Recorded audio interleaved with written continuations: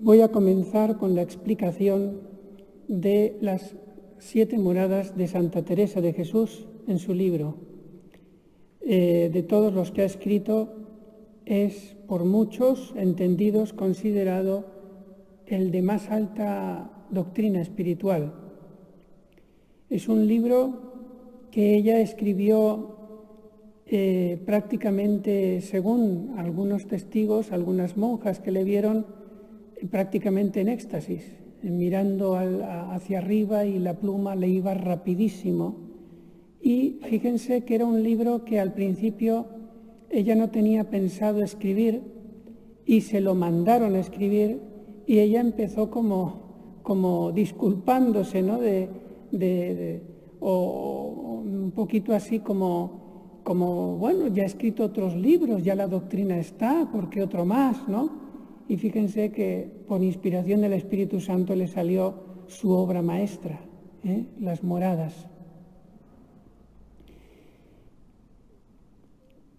Vamos a seguir un esquema, aunque leeré alguna de las frases de la santa, pero principalmente voy a seguir el esquema por el poco tiempo que tengo. Antes de entrar en el castillo interior, que es donde mora el esposo dentro del alma, hay que decir cómo se entra en el castillo. Y es estando en gracia de Dios. Cuando uno está en pecado mortal, está fuera de ese castillo que explica Santa Teresa. Y aunque ella dice 7 moradas, lo dice en sentido pedagógico. Pero en realidad hay tantas moradas como almas existen, porque cada una tiene su estado de vida espiritual. Lo que pasa es que ella, con la sabiduría que Dios le ha dado, ha visto algunas cosas principales que le hacen catalogar a las almas entre esas 7 moradas, ¿no? Algunas cosas principales que hacen que el alma haga un salto importante en la vida espiritual. Y ahí ya la santa pone el paso de morada. Y es lo que vamos a tratar también de ver nosotros, es qué es eso importante que hay entre una y otra morada, que la hace distinguirse la primera de la segunda de la tercera, y así hasta la 7ª. También vamos a recordar la doctrina de San Juan de la Cruz, que en esto está en plena sintonía con Santa Teresa de Jesús. Bueno, entonces, entre los que están fuera del castillo hay 2 clases de pecadores. Me refiero a pecadores en el sentido teológico de que estén en pecado mortal. Y son, primero, los que tienen una ausencia total de vida espiritual, de vida cristiana. Estos son los pecadores endurecidos, que ya tienen las ideas muy ajenas a la doctrina de la Iglesia. Incluso puede haber pecadores muy endurecidos dentro de, diríamos, el esquema de un católico practicante, entre comillas, o incluso sacerdotes, o incluso religiosos. Pero si estamos escuchando en televisión a obispos que dicen barbaridades, acordémonos del sínodo alemán. Entonces hay también personas endurecidas en el pecado, que en realidad no están en el castillo interior. No nos vamos a salvar porque seamos consagrados de esta crítica, ¿no? Hay de todas clases fuera del castillo interior.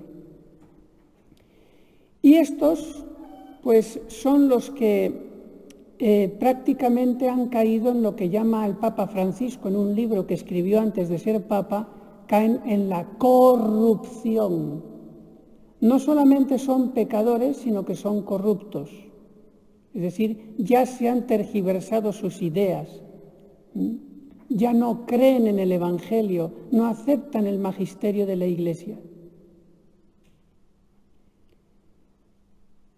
Después están los pecadores que también están fuera del castillo interior, que tienen un barniz de cristiano, porque son pecadores que aceptan la doctrina de la Iglesia, pero en ese momento están en pecado mortal. Y tienen un barniz cristiano porque, bueno, pueden rezar exteriormente, pueden a veces ir algún día al culto divino, pero, ya les digo, están fuera del castillo por no estar en gracia. Pero estos están más cerca de en algún momento, con alguna predicación, con algún buen ejemplo, animarse a recibir los sacramentos y entrar en el castillo interior. Y vamos entonces ahora a comenzar con la primera morada. Otros autores de la vida espiritual diferencian las edades de la vida interior en tres: en la vía purgativa, en la vía iluminativa y en la vía unitiva, que también otros lo llaman los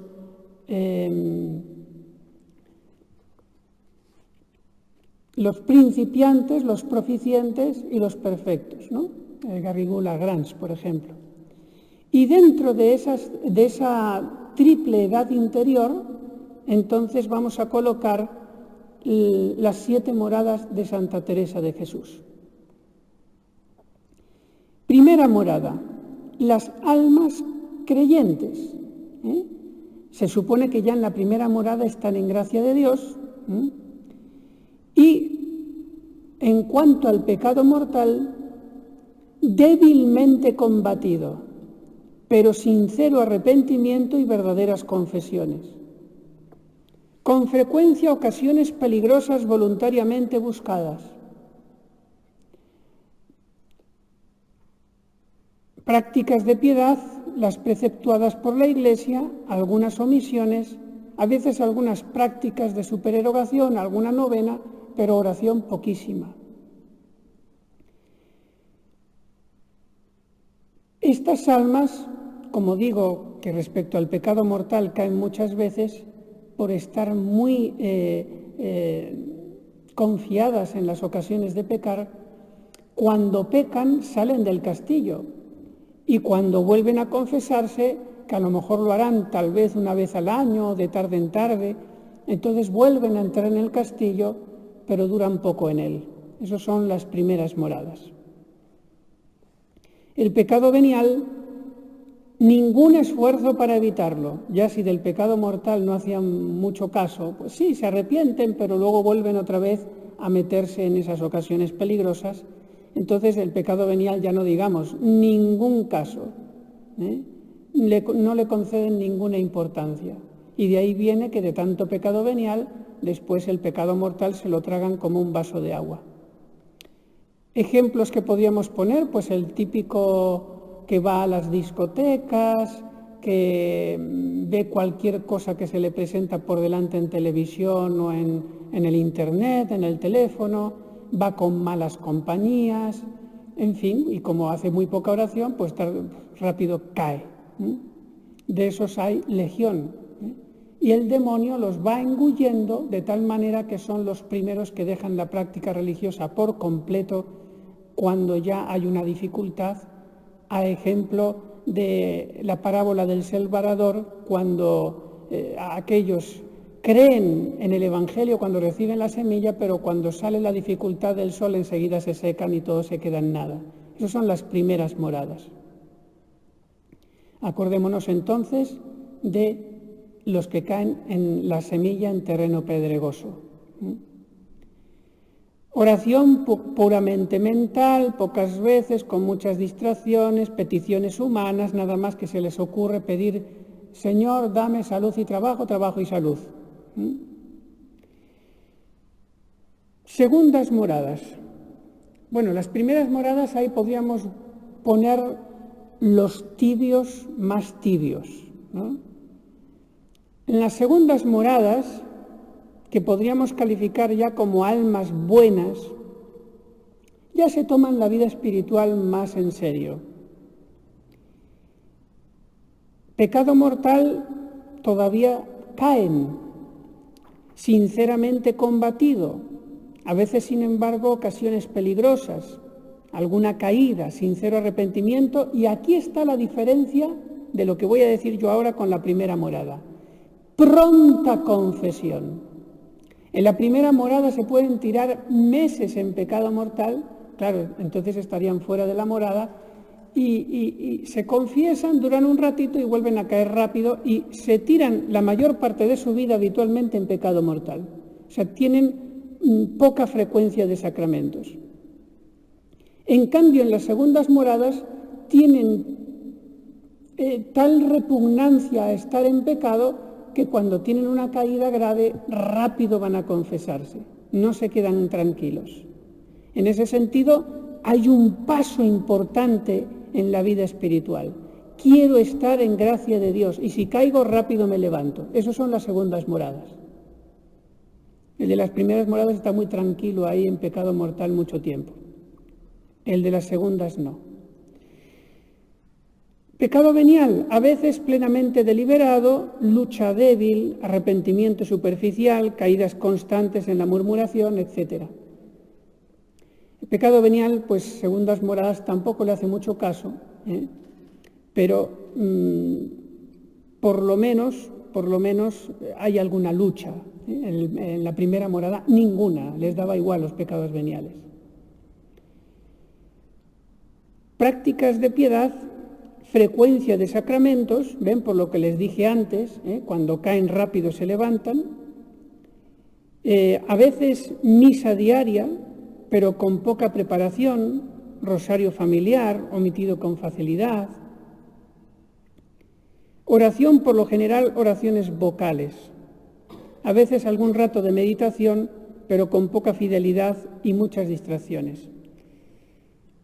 ¿Cuál es el problema de las segundas moradas? Pues aquello que decía San Alfonso María de Ligorio, doctor de la Iglesia. El que no hace bien la meditación caerá fácilmente en pecado mortal. La clave para alejarse del pecado mortal es la meditación, la oración mental, eso que tan poca gente hace. Hay muchísima gente creyente que reza oraciones vocales, muchísima. Pero la oración mental, muy pocos. ¿Por qué?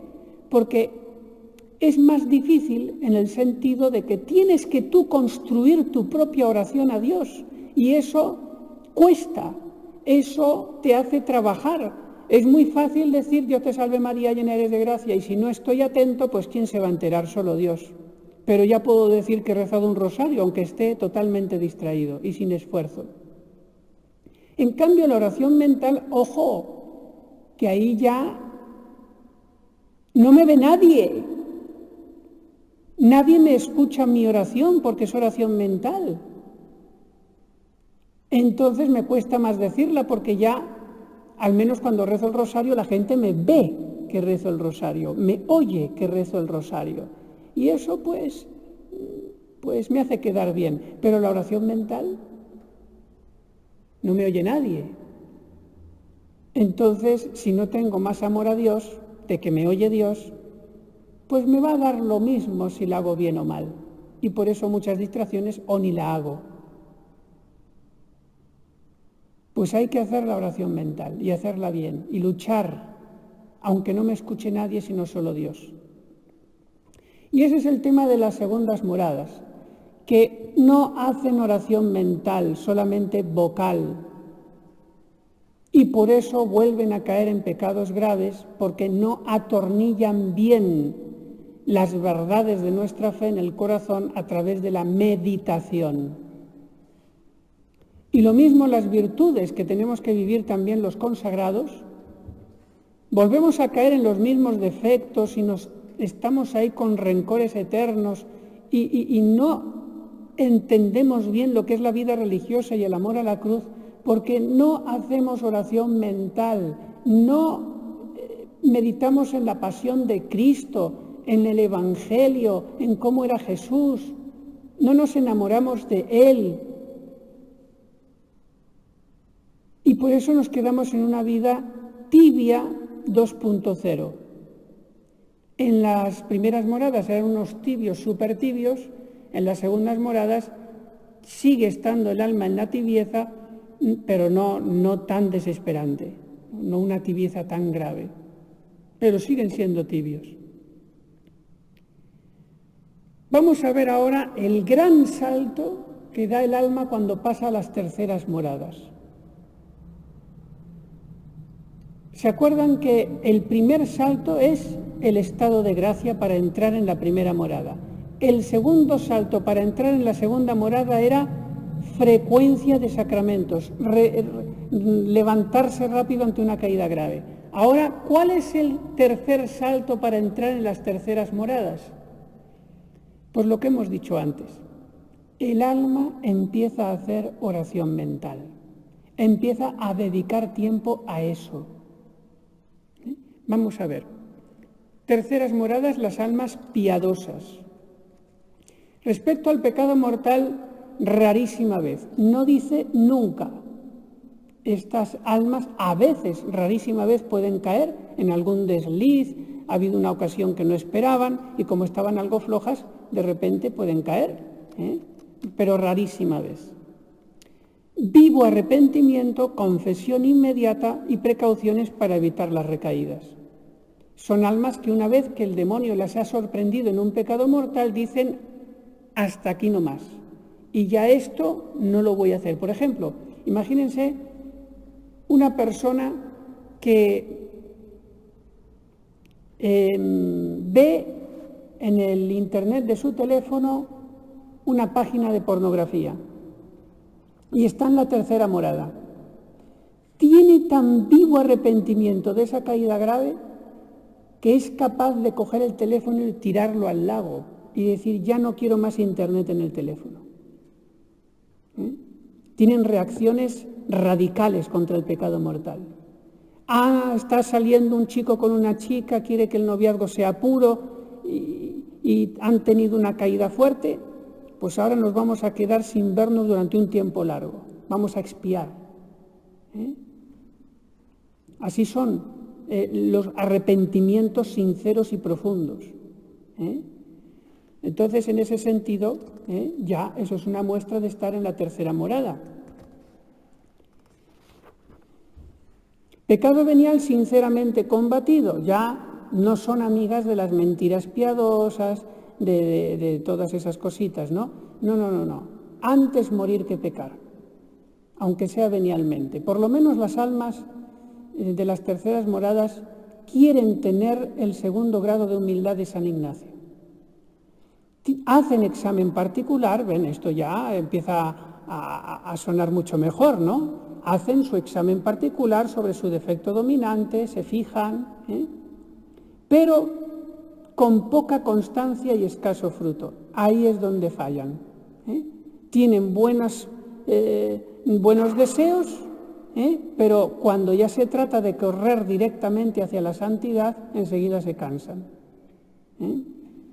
Estos son las almas mediocres. No es lo mismo tibieza que mediocridad, no es lo mismo. Las almas mediocres son las que son buenas, están en gracia de Dios normalmente, pero no tienen un sincero deseo de santidad. En el fondo no lo tienen y por eso están años y años con sus mismos defectos y no crecen. Y quiera Dios que no vayan a la segunda morada. Santa Teresa estuvo 18 años en esta tercera morada de mediocridad hasta que al final, delante de un crucifijo, el Señor la convirtió. Y después el Señor le enseñó el infierno y el lugar donde ella tenía que estar si no se hubiera convertido saliendo de esa mediocridad. Porque a veces el ser muy infiel a las gracias divinas puede traer que retrocedamos. Si no vamos para adelante, cuidado que no vayamos para atrás. ¿Y cómo va hacia atrás el alma que está en tercera morada? Esto es muy delicado, pero hay que decirlo. A veces, y esto lo comentaré también, la tercera morada, el defecto dominante que tiene es la falta de humildad. ¿Por qué? porque se ve que hace meditación, tiene una vida ordenada, recibe sacramentos, está en gracia normalmente, y alrededor de ella pues ve mucha gente que es mediocre, que es tibia, que está menos que ella, que ni siquiera tiene fe, y ya se siente un poquito medio santa, ¿no? Ya, bueno, yo soy del porcentaje de los pocos, ¿no? Yo soy de los pocos. Este es el peligro de las terceras moradas, porque externamente parecen ya que están cerca de la santidad, y ellas a veces se lo creen. Entonces, ¿qué ocurre? Que cuando Dios, ante esa soberbia, se retira un poquito y caen en pecado mortal, ¿cuántas veces habrá pasado este tipo de almas en tercera morada que no tienen la humildad de reconocer que han caído en un pecado mortal? Y ahí viene el principio de su tragedia.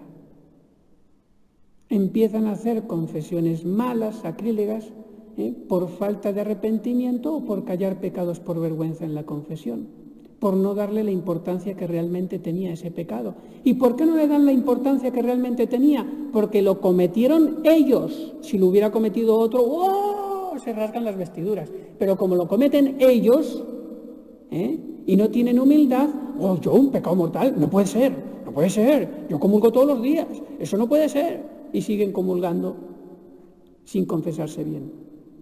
Y ahí empieza una historia de nidos de sacrilegios, hasta que el Señor da un toque a esa alma y por fin se da cuenta del teatro que está haciendo y hace una buena confesión general, y se remedia eso. Pero ¿cuántos ha habido que han caído por ahí? Han cometido un pecado mortal y no han tenido la humildad de reconocerlo. Por eso tenemos que estar muy atentos a eso. Cuidado. Prácticas de piedad, misa y comunión diarias. Recuerdo que vi hace poquito una entrevista que le hicieron al padre Moore, un sacerdote que tenía así un acento francés, vestía sotana, y una de las cosas que dijo a mí me llamó mucho la atención.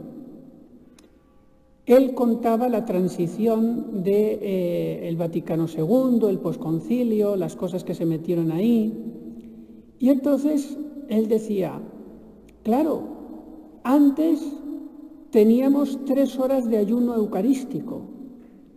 Había bastante gente que no comulgaba precisamente por eso, porque había tomado algo 3 horas antes. El ayuno eucarístico 3 horas antes ya no es tan fácil. Y claro, como había mucha gente que no comulgaba en la misa por eso, pues nadie pensaba mal de nadie. Ese no ha comulgado porque 3 horas antes ha tomado algo. Y decía el padre Moore, pero ahora la Iglesia ha puesto 1 hora sola, 1 hora antes de comulgar, no 1 hora antes de la misa, sino todavía más fácil, 1 hora antes de comulgar.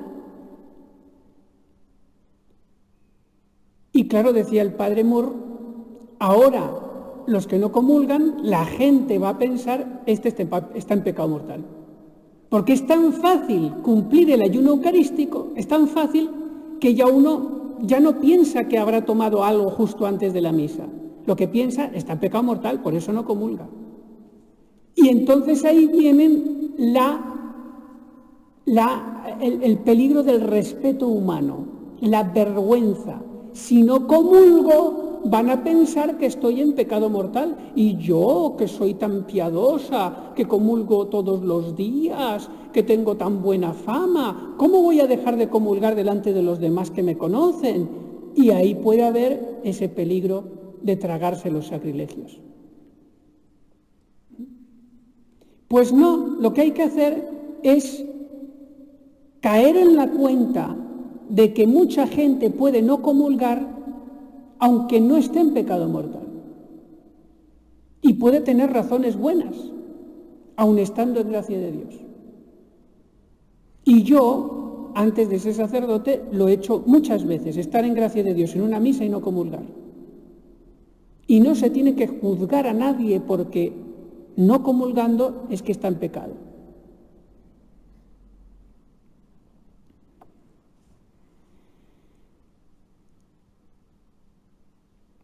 Estas almas de la tercera morada tienen confesión semanal, con escasa enmienda de los defectos, rosario en familia, visita al Santísimo, etcétera, etcétera. Ya hacen también, en cuanto a la oración, ya tienen meditación diaria, pero sin gran empeño en hacerla bien. Es decir, no usan en tiempo de sequedad el método, porque el método cuesta. Es trabajoso, aburrido. Es como estudiar la tabla de multiplicar, cuesta. De modo que hay mucha gente que no tiene fe que se estruja los sesos mucho más que nosotros para estudiar matemáticas, literatura, filosofía y todo para ganar dinero.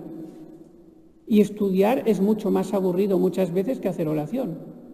Y resulta que yo, por Dios, por las almas, por todos los motivos que tengo sobrenaturales, no soy capaz de hacer una hora con método, aunque me resulte seco y aburrido. Otros hacen método para estudiar, repito, yo no hago método para hacer meditación, porque yo quiero siempre el soplo, la brisa, e ir a vela en la oración, a vela. En consuelo, que Dios me lo haga todo. Y si no viene el vientecillo, si no viene la brisa, entonces, bueno, pues tendré que distraerme con la novela de turno de la imaginación, porque yo método nada de nada, yo no me voy a esforzar. El método es, como he explicado otras veces, en la oración mental, hacer una oración brevita de preparación, de arrepentimiento de los pecados, pedir ayuda a Dios para hacer bien la oración, antes de entrar en la capilla, aunque sea el día anterior por la noche, haber visto el tema que voy a meditar, ir con el libro, como dice Santa Teresa de Jesús, si no se me ocurre nada empezar a leer algo, estoy seco, pues voy haciendo actos y afectos de amor, gracias, perdón te pido, aunque no sienta nada. Y así voy pasando la hora, aunque de vez en cuando me distraiga, pero vuelvo al libro, vuelvo a sacar afectos, no siento nada, pero por lo menos le digo algo al Señor. Ese es el método, así de sencillo. Leer y sacar afectos, intentar escudriñar un poco, si veo que no se me ocurre nada, otra vez leo un poquito y saco afectos. Aunque esté seco, la cosa es sacar afectos, aunque sean afectos secos, pero esos son los que más valen. Pero no, eso cuesta. Es más entretenido el ponerme a pensar la última corrección que me han hecho o la última cosa que le he dicho o los proyectos que tengo en la huerta o en la cocina. Eso es mucho más entretenido. Y precisamente por no hacer la meditación bien con este esfuerzo, no salimos nunca de la tercera morada, nunca. Y estamos ahí. Y luego, cuando salgo de la capilla, estoy ahí luchando contra las virtudes y no puedo con ellas, porque no hago bien la meditación. Y hacer bien la meditación no es que yo esté contento con la brisa, es que trabaje a remo. Si no hay brisa, hay que ir a remo. ¿Que viene la brisa? Bueno, dejo el remo y me dejo llevar por la brisa, gracias, Señor.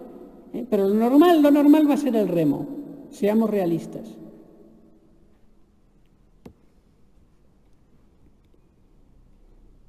Por eso, meditación diaria, repito, pero sin gran empeño de hacerla bien. Muchas distracciones, omisión fácil, sobre todo cuando surgen sequedades y ocupaciones. Enseguida hay una cosita de nada, salir de la capilla. Dejar la oración para lo último, primero lo material.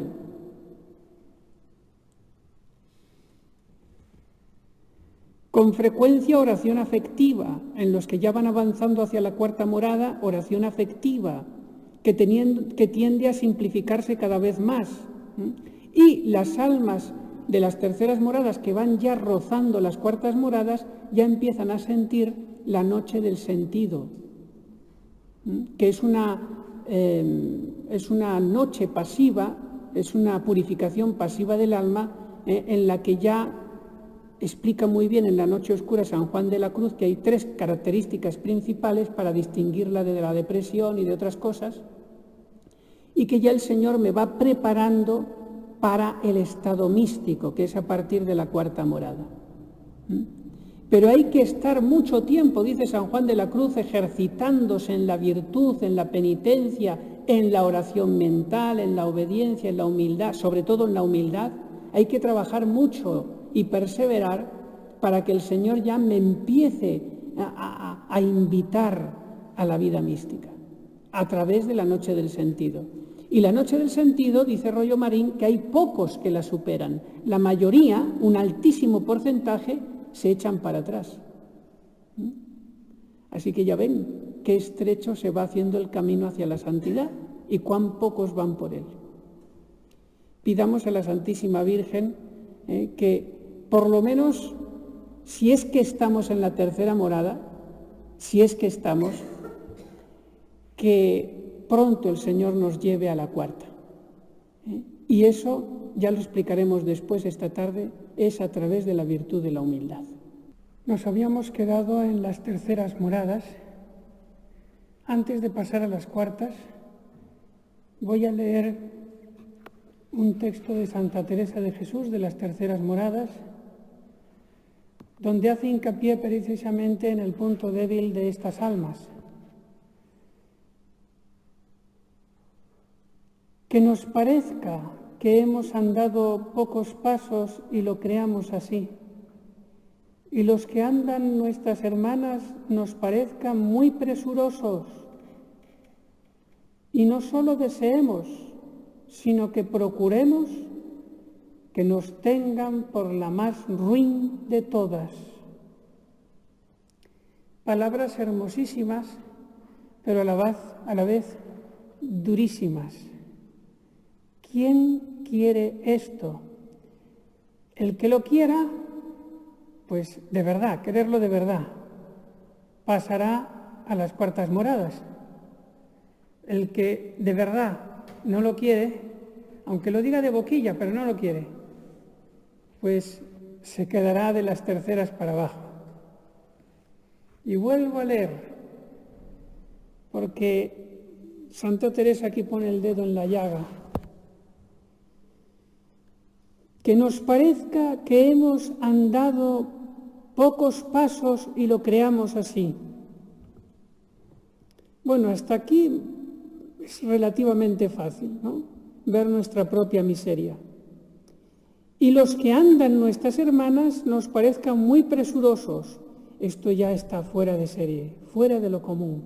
Lo normal es que si para mí soy juez, para los otros soy super ultra máxima juez. O sea, para los demás somos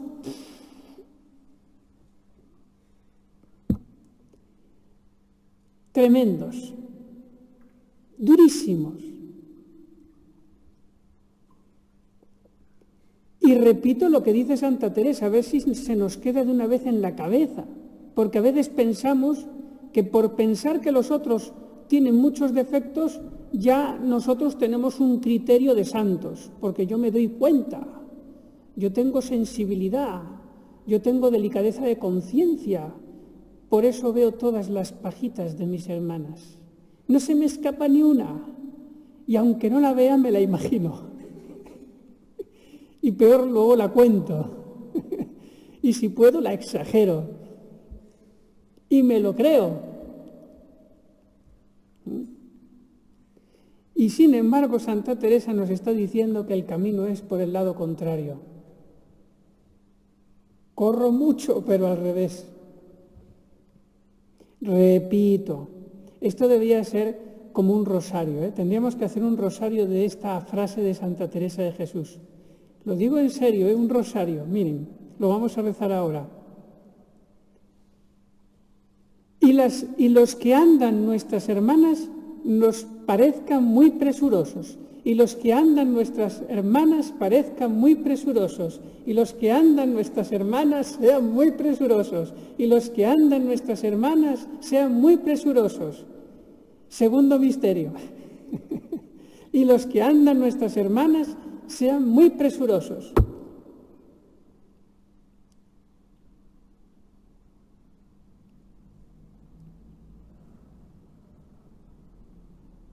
Si tuviéramos esto,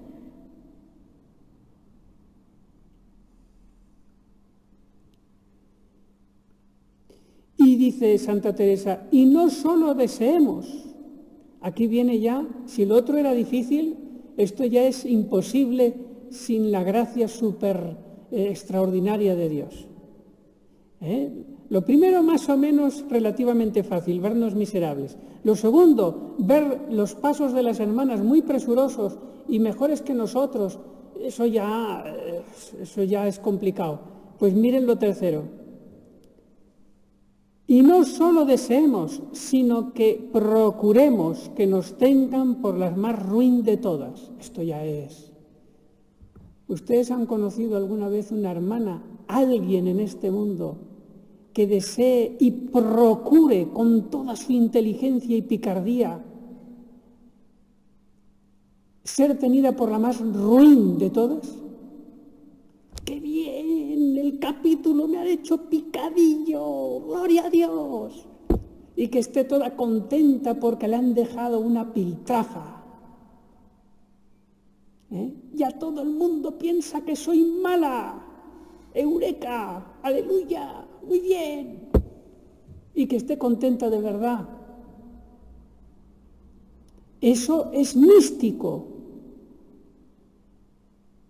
Ese grado de humildad es imposible si no es con los dones del Espíritu Santo. ¿Y cómo se consigue esa humildad tan profunda y a la vez tan alta?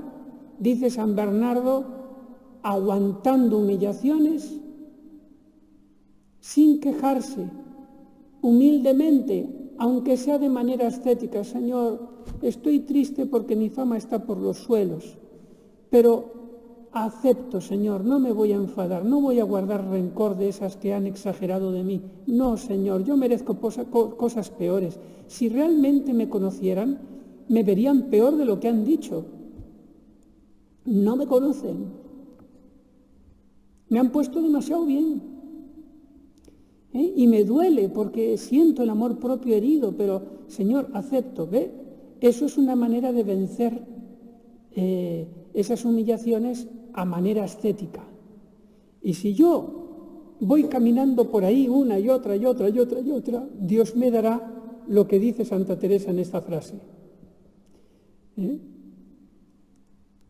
Alegrarnos de las humillaciones. Pues ahí tienen ustedes 3 frases para hacer un rosario, una coronilla de la humildad. Y que se nos acuerden estas ideas porque rápidamente se olvidan, porque está en contra el instinto humano de la excelencia propia, que lo tenemos tan metido dentro que es como una segunda piel.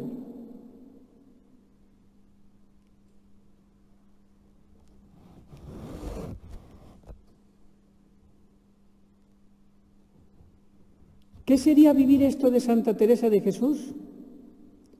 Que nos parezcan que hemos andado pocos pasos y lo creamos así. Bueno, segundo, y los que andan nuestras hermanas nos parezcan muy presurosos. Madre Priora, me he quedado encantada de esta hermana nuestra que ha hecho un acto de humildad y de generosidad y me he quedado pues muy bien y doy gloria a Dios por esta hermana. ¿Cuántas veces ocurre eso? Y luego cuenten las veces que ocurre lo contrario. Esta hermana ha faltado el silencio y seguro que lo ha hecho a propósito y me ha humillado y me ha dicho esto y ha puesto mala cara y luego encima se ríe y yo interpreto que es por burla y no sé cuánto. Cuenten cuántas veces ocurre lo primero, hablar bien de los demás, y cuántas veces ocurre lo segundo.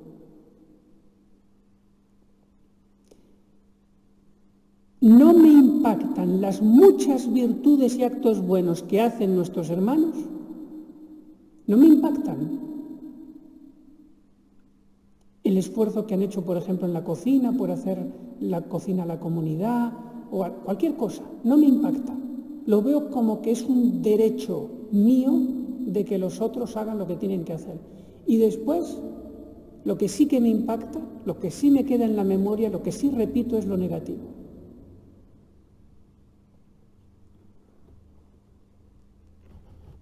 Y para nosotros tendría que ser lo contrario. Todo lo bueno que hacemos como si fuera nada. Y lo que malo que hacemos, que eso realmente sea lo que esté en nuestra conciencia, doliéndome en la conciencia.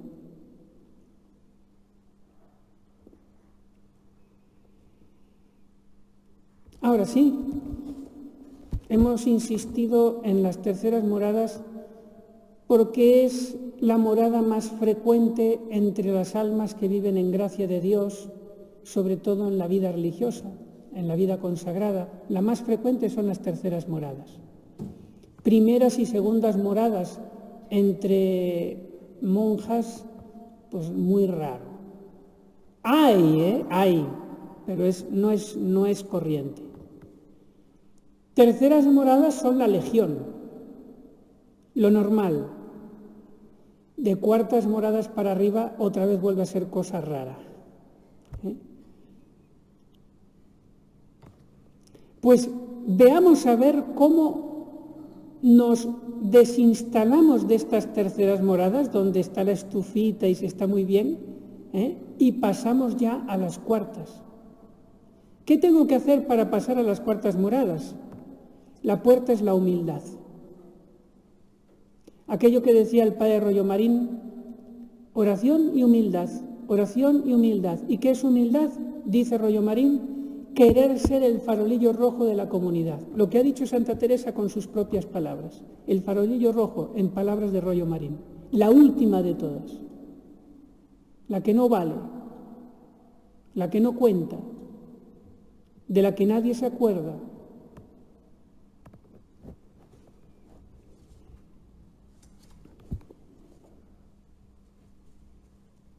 Y eso se consigue con la oración bien hecha. Y ejercitándome en eso, en la humildad, es como se entra en las cuartas moradas. Y vamos ya a la vía iluminativa, los proficientes. Almas fervientes, cuartas moradas.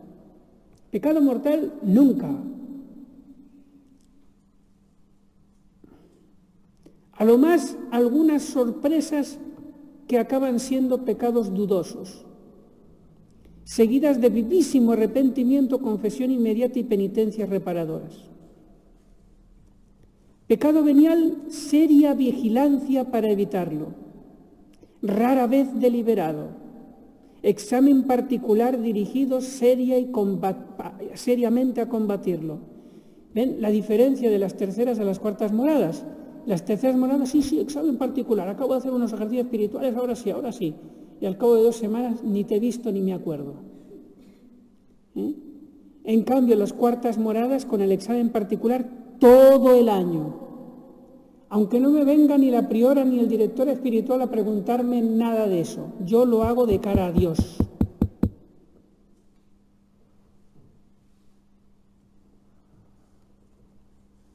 Imperfecciones. El alma evita examinarse demasiado sobre esto, para no verse obligada a combatirlas. Todavía las cuartas moradas tienen algunas cosillas deliberadas, pero imperfecciones. Pecados veniales tendrán, pero semideliberados. Ama la abnegación y la renuncia de sí mismo, pero todavía no está a punto para hacerlo con grandes esfuerzos. Diríamos con actos heroicos frecuentes. Prácticas de piedad, misa y comunión diarias con fervorosa preparación y acción de gracias, confesión semanal diligentemente practicada, dirección espiritual encaminada a adelantar la virtud, tierna devoción a María, oración, fidelidad a ella a pesar de las arideces y sequedades de la noche del sentido. Las cuartas moradas, al entrar en las cuartas moradas, sigo en la noche del sentido, que es una aridez profunda, no siento nada, ni de las cosas del mundo, ni de las cosas de Dios, todo me aburre. Y es más, durante todo el día me estoy acordando de Dios pero de una manera penosa, como que Él no está contento conmigo. Intento meditar y no me sale el discurso, pero sin embargo no me olvido de Dios. Tengo cierta presencia constante de Él. Y ahí es donde ya empieza la invitación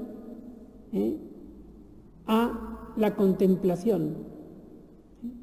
Cuando veo que mirando a Dios, en el sagrario, en la Santa Hostia, no me distraigo, pero tampoco pienso en nada concreto, sino solo en Él, que lo miro. La oración de simple mirada. Hay padres que no discurso nada, no saco propósitos. No. Si tú no te distraes, si tú estás pensando en Dios, basta que pienses en Dios, aunque no pienses en nada concreto, solo en Dios. Como que lo miras nomás. Eso ya es oración. Claro, si uno dice, pues yo también quiero oración de simple mirada. Vamos a ver. A los 2 minutos está como bobo pensando en la sopa de la noche. Estas son cosas que el Señor envía cuando Él sabe. El Espíritu Santo es el mejor director espiritual, no que uno lo provoca. A esos hay que decirles, mira, coge el remo, no seas tan comodón. Es que eso de la simple mirada es muy cómodo. No. Tú simple remo. A sudar.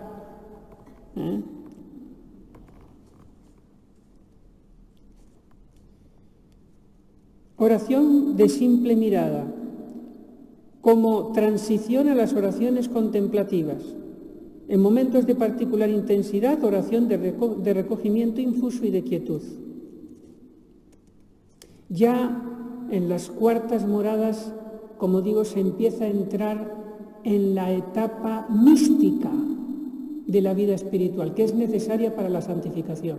Y la mística no es que hago milagros, que levito y que tengo contemplación infusa a cada momento, no. La mística es el predominio de la actuación de los dones del Espíritu Santo en la vida espiritual. Es decir, que actúo ya a modo divino, espontáneamente, de una manera perfecta. No es que lo haga siempre así, pero empieza a predominar esa manera de actuar. Y eso se nota por fuera. La persona que está en el estado místico se torna extraordinariamente bella a los ojos de los demás. No con una belleza física, sino una belleza moral que encandila. Aunque sea un viejo de 80 años, encandila ver una persona mística. Y uno no sabe por qué, pero esta persona está llena de Dios. En todo lo que hace. Le sale solo. Ahí está lo que dice el Evangelio, Jesucristo, que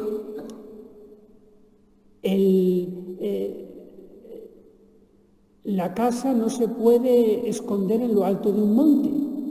El que tiene a Dios así, de esa manera, no se puede esconder. Aunque no predique, está predicando.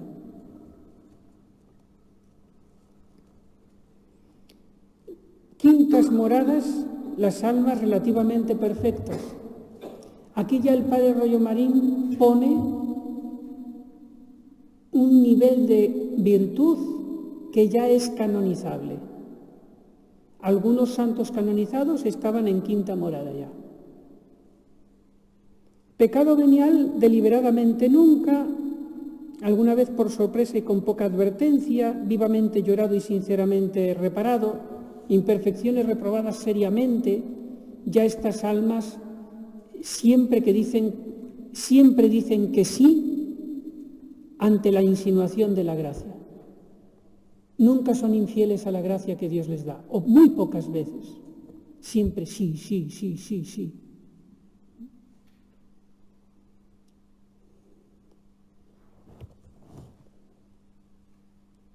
Actos fervientes de abnegación y de renuncia, examen particular encaminado al perfeccionamiento de una determinada virtud, prácticas de piedad, cada vez más simples y menos numerosas, pero practicadas con ardiente amor. La caridad va teniendo una influencia cada vez más intensa y actual en todo lo que hace. Todo por amor a Dios, por amor a Dios, por amor a Dios, todo lo que hace. Amor a la soledad, espíritu de desasimiento, ansias de amor a Dios, deseo del cielo. No le importa morir hoy día, lo que quiere es estar con el Señor. Aquello de San Pablo. Deseo morir con Cristo.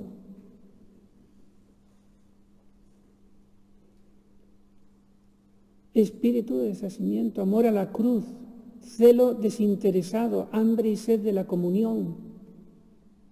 Oración, vida habitual de oración, que viene a constituir como la respiración del alma. Oración contemplativa de unión, con frecuencia, purificaciones pasivas. Puede tener todavía la llamada noche del sentido, ¿no? Que un alma puede estar años en la noche del sentido para purificarse más, porque dice San Juan de la Cruz que como somos tan remisos y flojos en purificarnos y en hacer penitencia de manera activa, con ayunos, con penitencias, aunque sean interiores, somos tan flojos en eso que para pasarnos a la vía mística Dios tiene que actuar directamente para purificarnos con las noches del sentido y del espíritu, porque si no, no llegaríamos nunca a la santidad. Si no fuera por las noches del sentido y del espíritu, por lo menos la del sentido, no llegaría ni nadie a la santidad en este mundo. Dios nos tiene que ayudar.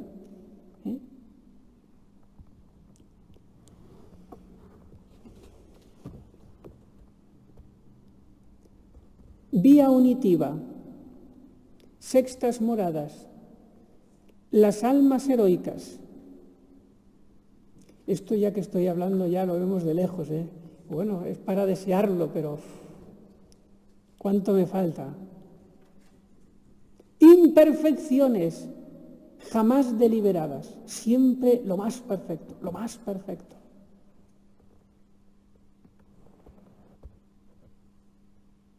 Prácticas de piedad, cumplen con fidelidad exquisita todas las que llevan consigo su estado y condición de vida, pero no se preocupan sino de unirse cada vez más íntimamente con Dios. Desprecio de sí mismo hasta el olvido. Ya han matado al amor propio. Sed de sufrimientos y tribulaciones. Penitencias durísimas y ansias de total inmolación por la conversión de los pecadores. Son ya los locos por Dios. A estos enseguida irían los psiquiatras a ponerles pastillas, por no entenderlas. Los locos por Dios, los que se salen fuera de la serie. Ofrecimiento como víctimas. Oración, dones sobrenaturales de contemplación casi habitual. Y con frecuencia, gracias gratis datas. A estas almas de sextas moradas, que ya es el desposorio espiritual, lo previo al matrimonio espiritual, que es lo máximo, a estas almas ya Dios no teme darle las gracias gratis data, de revelaciones, locuciones, profecía, milagros, porque ya no les va a venir vanidad, el amor propio está muerto.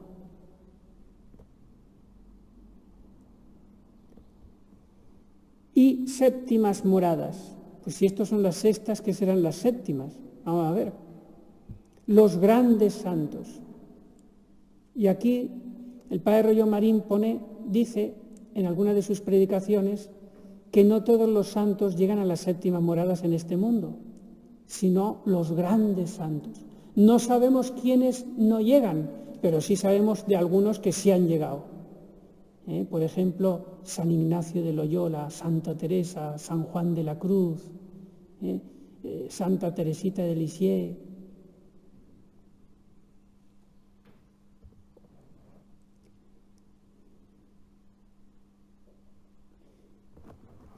Prácticas de piedad. En realidad se reducen al ejercicio del amor. Y una frase de San Juan de la Cruz, que ya solo en amar es mi ejercicio. Su vida espiritual está plenamente simplificada.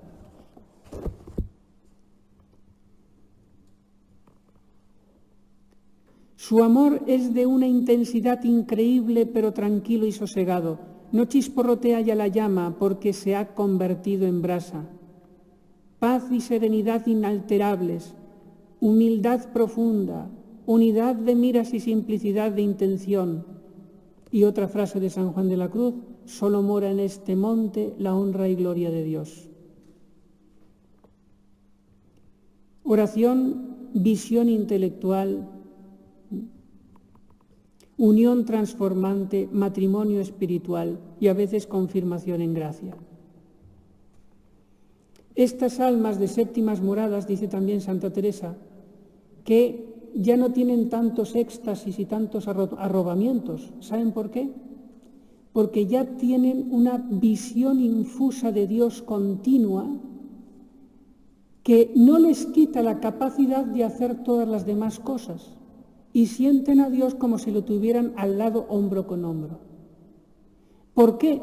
Porque en las sextas moradas, en el desposorio espiritual, el alma todavía no está acostumbrada tan a lo divino, a las manifestaciones más fuertes místicas, y por eso pierde el uso de los sentidos, queda estático, porque el alma no está preparada, no está acostumbrada.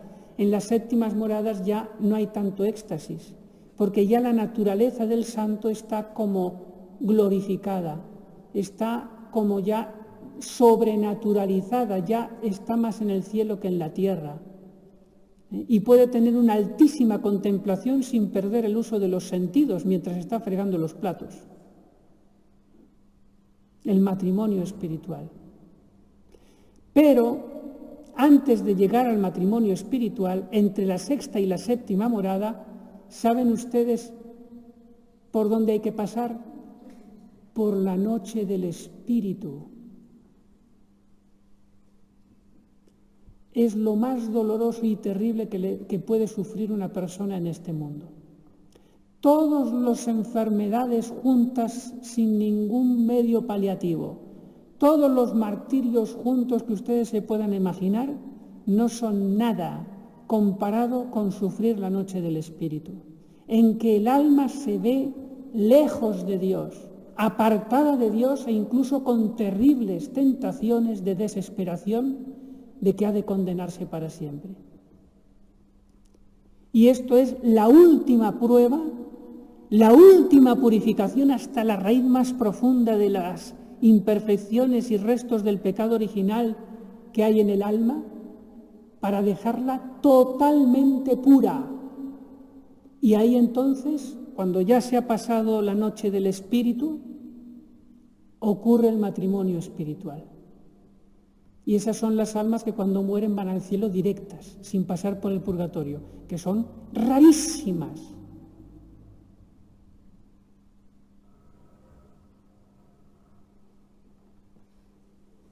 Pues fíjense, todo es el camino que tenemos por delante, no nos queda nada. Y yo, recién en la tercera morada de las más bajitas, ahí poniendo los talones en las segundas, haciendo fuerza todavía. Llevando ya yo, por ejemplo, en mi caso, después de 30 años de vida comunitaria y vida religiosa, y ahí estoy medio mediocre, leyéndoles estas alturas. Me tendría que caer de vergüenza, vamos.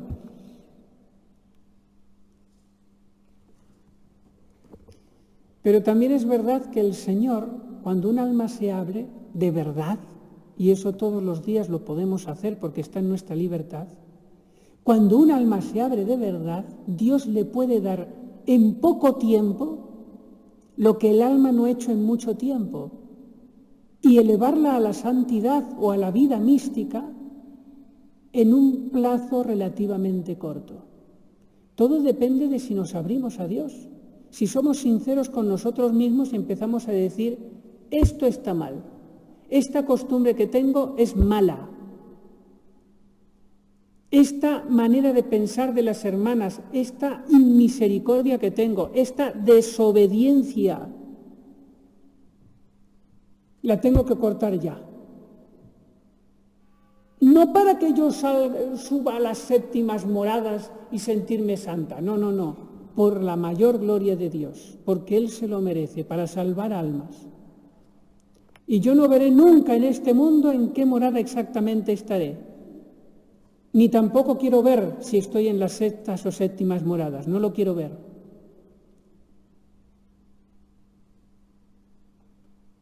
Pero lo deseo. Y voy a terminar, bueno, como he hablado de la oración de quietud y de unión y todo eso, les voy a leer un resumen que me he hecho, así muy sintético, de lo que es eso, para que nos suene de algo. Contemplación mística, que consiste en que los dones del Espíritu Santo de entendimiento, especialmente el de sabiduría, impacta al alma y le da una luz sobrenatural que no nos cabe en la imaginación. Es algo que inefable, no se puede explicar.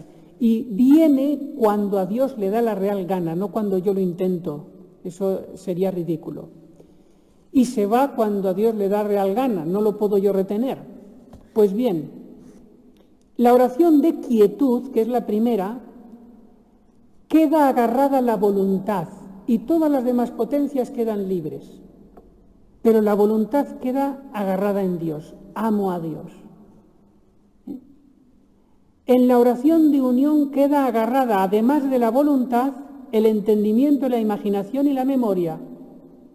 Ya la imaginación no me hace la guerra, el entendimiento está clavado en Dios y la memoria también. ¿Ven? Cada vez quedan más agarradas en Dios, más potencias mías. Pero todavía, en la oración de quietud y de unión, yo puedo ver lo que hay a mi alrededor. Lo puedo ver, y si me pinchan me duele. Tercero, la oración extática, ya quedan agarrados los sentidos. Y ya entonces me hacen así y no me entero de nada, me pegan una torta y ni me entero, porque ya mis sentidos están totalmente fuera de órbita. Eso es el éxtasis. Y después la contemplación esponsalicia transformante de la séptima morada, vuelven a quedar todas las potencias libres sin perder la contemplación. Porque como dije antes, ya el alma se ha sobrenaturalizado de tal manera que ya no hay chisporroteos, como decía San Juan de la Cruz, sino que ya es tan connatural la acción del Espíritu Santo dentro de mi espíritu que ya no pierdo el uso de las facultades y se hacen compatibles con la contemplación infusa. Eso, en un grado muchísimo mayor, es el cielo. En el cielo los cuerpos gloriosos se acordarán y verán a la vez a todos los santos y a los de la tierra y a los del purgatorio y a la vez tendrán visión intuitiva de Dios. Todo a la vez, sin estar reñido una cosa con la otra. Ahora sí, voy a terminar con un ejemplo de Santa Teresa de Jesús, que dice que el alma es como un gusanillo feo. Y esto se lo refiere hasta la tercera morada. Hasta la tercera morada somos un gusanillo feo. Aunque estamos en gracia de Dios y la gracia de Dios nos hace gratos a Dios, pero de alguna manera todavía estamos tan cargados de miserias que somos feuchos. Y dice Santa Teresa de Jesús que ya cuando uno entra en la cuarta morada es cuando empieza a hacerse el capullito de seda. O sea, el gusanillo feo empieza ya a hilar y a hacerse el capullo de seda. Esas son las cuartas moradas. En las quintas moradas, ya dentro del capullo, empieza el gusanillo a transformarse en mariposa. Se obra la metamorfosis dentro del capullo, pero todavía no ha salido del capullo.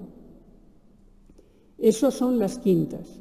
Las sextas moradas es cuando ya se rompe el capullo de seda y salta una mariposa preciosa volando por los aires. Las sextas moradas. Y las séptimas moradas, dice Santa Teresa, la mariposa muere. ¿Qué quiere decir que muere? Que se mete tan en Dios que casi que pierde la noción de sí misma. Está obsesionada por Dios. Es un espíritu con Dios. Obsesionada, olvidada de sí misma. Por eso, en ese sentido místico, muere. Es lo que decía San Pablo de la Cruz, que escribió mucho, la muerte mística. Y lo de San Juan de la Cruz, ya nada me da gloria, ya nada me da pena, en este monte solo mora la honra y gloria de Dios. Son almas que ya, por más que les des de palos y los humilles, todo eso se ríen de eso, están en otra órbita. Pidamos a la Santísima Virgen que seamos muy deseosos de avanzar en la vida espiritual, no por ver nosotros en nosotros mismos esas maravillas, sino, repito, para que arrastremos a muchas almas detrás de nosotros para nuestro Dios. Y después en el cielo, pues podamos reinar con Él por toda la eternidad, lo más unidos a Él posible. Fíjense que nos estamos jugando el ver más o menos a Dios. Y eso es mucho. Entre uno que se ha salvado de rasqui y un San Juan de la Cruz en el cielo, fíjense que esa diferencia de felicidad y de amor y de todo, lo va a tener San Juan de la Cruz sobre el otro por toda la eternidad. ¿Valió la pena a San Juan de la Cruz ser tan penitente y no salvarse de rasqui? Valió la pena, aunque sea solo por él. Imagínense por todos los demás que salvó con esa vida de santidad. Pues solamente tenemos esta vida para conseguirlo. Solo esta oportunidad. Y no sabemos cuándo se va a cerrar el telón y van a decirnos se acabó, ya no puedes sacar más tesoros de aquí. A ver qué tienes. Una sola vida y no sé cuánto me va a durar. ¿Me voy yo a quedar así, perdiendo el tiempo en tonterías?